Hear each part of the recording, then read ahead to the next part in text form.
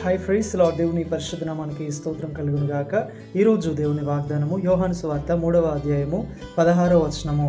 దేవుడు లోకమును ఎంతగానో ప్రేమించెను కాగా తన అద్వితీయ కుమారునిగా పుట్టిన వాని యందు విశ్వాసముంచు ప్రతివాడును నశింపక నిత్య జీవం పొందినట్లు ఆయనను మనకు అనుగ్రహించెను. ఆమెన్. హల్లెలూయా. సహోదరి సహోదరుడా, మానవులమైన మనల్ని ప్రేమిస్తున్న దేవుడు, ఈ లోకమును ఎంతగానో ప్రేమించిన దేవుడు, ఆయన తన స్వహస్తముల చేత తయారు చేసిన మనుషులమైన మనందరినీ కూడా దేవుడు ఎంతగానో ప్రేమిస్తున్నాడు. ఆయన ఎంతగానో ప్రేమించాడు కాబట్టే అపవాదికిని వాని దూతలకును సిద్ధపరిచిన ఆ నిత్య నరకాగ్ని గుండా మనం వెళ్ళొద్దని, ఆ నిత్య నరకాగ్ని గుండా మనం పాపంలో జీవించి పాపంలో మరణించి ఆ నరకంలోనికి మన ఆత్మ పోకూడదని, ఆ నరకంలో మన ఆత్మ కాలిపోకూడదని దేవుడు ఆలోచన కలిగి తానే శరీరధారిగా దిగివచ్చి తండ్రి అయిన దేవుడు ప్రభు అయిన యేసుక్రీస్తును ఈ లోకమునకు పంపించి, అవును, మన నిమిత్తము ఆయన ఆ సిలువ వేయబడ్డారు. మన పాపములను, మన దోషములను, మన అపరాధములను తన మీద మోసుకొని తన సిలువ మరణము ద్వారంగా, తన రక్తం చెందించడం ద్వారంగా మనల్ని పరిశుద్ధులుగా చేసి ఇంకా ఆయనతో ఉండడానికి ప్రతి నిరంతరం దేవుడు మార్గమును చూపించాడండి. చూడండి ఎంత ప్రేమ దేవుడు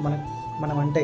ఆయన మన కోసం కొట్టబడ్డాడు, నిందించబడ్డాడు, అవమానించబడ్డాడు, ఉమ్మివేయబడ్డాడు, వెలివేయబడ్డాడు, త్రోసివేయబడ్డాడు. ఆయన ఎంతగా మనల్ని ప్రేమిస్తున్నాడంటే ఆయన మన కోసము తన ప్రాణమునే బలిగా అర్పించాడు.